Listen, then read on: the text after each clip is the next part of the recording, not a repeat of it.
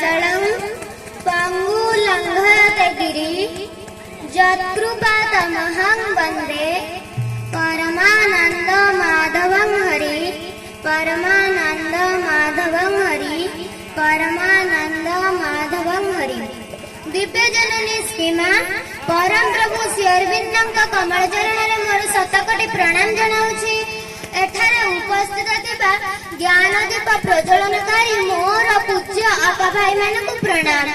ଏଠାରେ ଉପସ୍ଥିତ ଥିବା ଆମନ୍ତ୍ରିତ ଭଦ୍ର ବ୍ୟକ୍ତିମାନଙ୍କୁ ପ୍ରଣାମ। ଶେଷରେ ଆମ ବିଦ୍ୟାଳୟର ଛୋଟ ବଡ଼ ଓ ସହପାଠୀ ଭାଇ ଭଉଣୀମାନଙ୍କୁ ଶୁଭେଚ୍ଛା ଓ ଶୁଭକାମନା। ଆଜି ଆମେ ଏଠି କାହିଁକି ଉପସ୍ଥିତ ଅଛନ୍ତି ତାହା ସମସ୍ତଙ୍କୁ ଉଣାଧିକ ଜଣାଅଛି। ଆଜି ଆମ ବିଦ୍ୟାଳୟର 49ତମ ବାର୍ଷିକ ଉତ୍ସବ ଖୁବ୍ ଆନନ୍ଦ ଓ ଉଲ୍ଲାସର ସହକାରେ ପାଳନ କରାଯାଉଛି। ଆମ ବିଦ୍ୟାଳୟର କେତେକ କୃତି ଛାତ୍ର ସମାଜର ଉଚ୍ଚ ପଦପଦବୀରେ ରହିଛନ୍ତି, କିନ୍ତୁ ବିଦ୍ୟାଳୟର ମାଟି ପାଣି ପବନ ଆମ ଶିର ପ୍ରଶିରାରେ ପ୍ରବାହିତ ହେଉଛି, ଯାହା ପାଇଁକି ଆମେ ସମାଜର ରାଜଦଣ୍ଡରେ ମଣିଷ ପରି ମଣିଷଟିଏ ହୋଇ ଚାଲି ଶିଖିଛନ୍ତି। ସମୟ କ୍ରମେ ଆମେ ତାକୁ ଭୁଲି ଯାଉଛନ୍ତି। ଭାଷଣରେ କେବେ କଷଣ ମେଣ୍ଟନ ମିଳନ ମୁକ୍ତି ପଥ ଭାଷଣ ବଦଳେ ମର୍ତ୍ତ୍ୟଟା କେବେ ହୁଏ ନା। ଆମେ କଥାରେ କହିଲେ ହେବନି, କାର୍ଯ୍ୟରେ ପରିଣତ କରିବାକୁ ହେବ।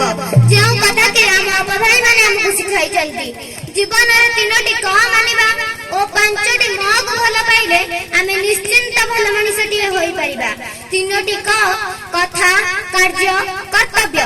ଯେଉଁ କଥା କହିବା ତାକୁ କାର୍ଯ୍ୟରେ ପରିଣତ କରିବା, ଯାହା ଆମର କର୍ତ୍ତବ୍ୟ ତାକୁ ସୁଚାରୁ ରୂପେ ସମ୍ପାଦନ କରିବା। 5ଟି ମ ମା ମାଟି ମାତୃଭୂମି ମାତୃଭାଷା ମୃତ୍ୟୁ। ଆଜିର ଏହି ପୁଣ୍ୟ ଅବସରରେ ଆମେ ସମସ୍ତେ ଶପଥ ନେବା ଯେ ଆମେ ବିଦ୍ୟାଳୟକୁ କେବେ ବି ଭୁଲିବା ନାହିଁ। ବିଦ୍ୟାଳୟକୁ ସବୁବେଳେ ସରସ ସୁନ୍ଦର ମଧୁମୟ କରି ଗଢି ତୋଳିବା। ଶେଷରେ ଆମ ଅପଭାଇଙ୍କ ଉଦ୍ଦେଶ୍ୟରେ କିଛି କହିବାକୁ ଚାହେଁ।